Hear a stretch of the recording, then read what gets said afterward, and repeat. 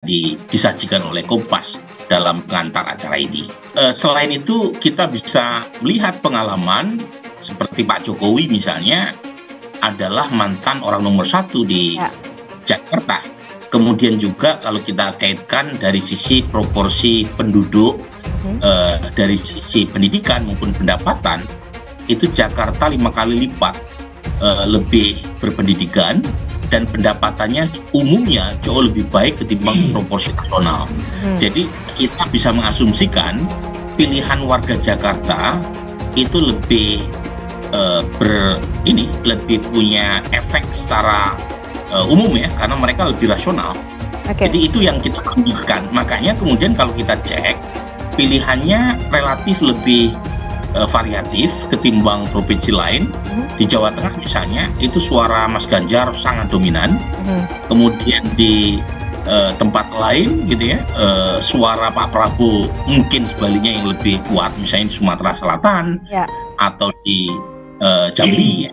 Tetapi kemudian Mas Anies ini salah satu kantong masanya, tetapi yang menarik meskipun elektabilitas Mas Anies paling tinggi, tetapi suara Mas Ganjar atau Pak Prabowo juga tidak terlalu rendah di provinsi ini ya. Nah ini tantangan buat Mas Anies untuk meningkatkan elektabilitasnya khususnya di Jakarta dan umumnya di Indonesia. Berada di atas Prabowo dan Anies Baswedan di kelompok pemilih yang dalam sebulan terakhir. Nah, kita lihat di sini ketika Ganjar mengalami penguatan, Prabowo itu cenderung tidak mengalami perubahan berarti 31,5 ke 32,1 itu kan nggak signifikan ya. Nah, kemudian yang menurun justru Anies Baswedan dari 24,2% menjadi 19,7%, jadi turun sekitar 5% gitu ya. Dan ada juga penurunan sedikit pada mereka yang belum menentukan. Jadi kemajuan baik Ganjar ini terlihat menarik suara Anies dan yang belum memutuskan dalam sebulan terakhir ini. Tapi dalam survei sebelumnya dari indikator misalnya sudah ditemukan juga bahwa terjadi pertukaran posisi antara Prabowo dan Ganjar.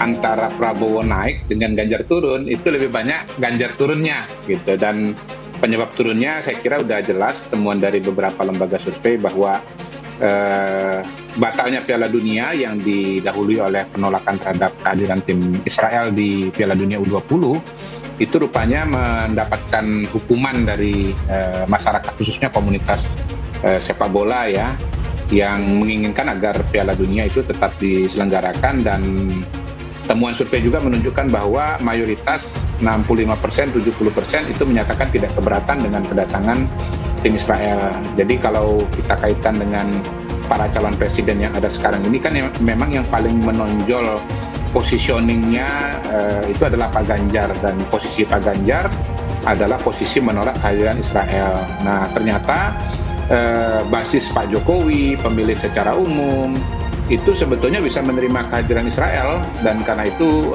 Mas Ganjar boleh dibilang mendapatkan hukuman dari pemilih berupa ditinggalkan oleh pemilihnya. Dan kalau kita lihat survei indikator memang itu kelihatan signifikan ya, di antara mereka yang tahu adanya Piala Dunia dan tidak tahu adanya Piala Dunia U20, itu untuk mereka yang tahu itu posisi Pak Ganjar itu sangat-sangat tertekan ya.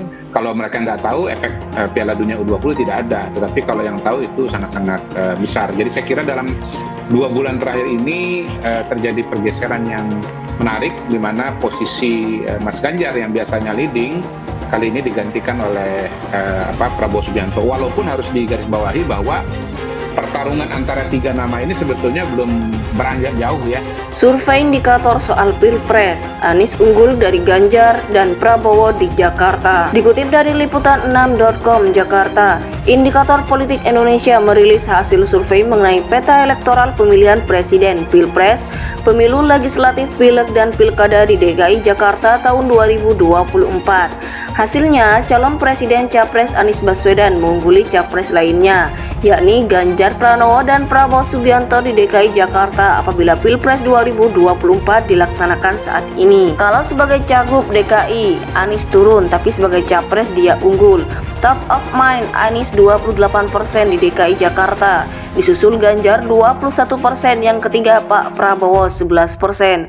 Jelas peneliti utama Indikator Politik Indonesia Burhanuddin Muhtadi dalam konferensi pers Kamis 11 Mei 2023. Selain itu, kata dia, masih ada warga DKI Jakarta yang memilih Presiden Joko Widodo atau Jokowi sebagai capres 2024. Namun suara yang memilih Jokowi cukup kecil, yakni 5%. Ada 5% menyebut Pak Jokowi, namanya juga top of mind, kita nggak bisa larang, ujar dia. Kendati begitu, Burhanuddin mengatakan tren Anies di DKI Jakarta cenderung stagnan dalam beberapa survei terakhir. Hal ini berbeda dengan Ganjar dan Prabowo yang mengalami peningkatan. Anies cenderung stagnan di DKI Jakarta, Ganjar agak meningkat meskipun peringkat 2. Pak Prabowo juga meningkat, katanya. Meski Jakarta merupakan basisnya, dia menilai Anies harus waspada, sebab capres lainnya sudah mulai bergerilya ke masyarakat. Jadi Anies harus siap-siap, meskipun ini basisnya, tetapi Ganjar terutama mulai bergerak, Pak Prabowo juga mulai bergerak, tutur Burhanuddin. Sebagai informasi, survei dilakukan di DKI Jakarta pada 24 Februari sampai 3 Maret 2023. Populasi survei ini adalah seluruh warga negara Indonesia di DKI Jakarta yang sudah memiliki hak pilih dalam pemilu, yakni mereka yang sudah berumur 17 tahun atau lebih, atau sudah menikah ketika survei dilakukan.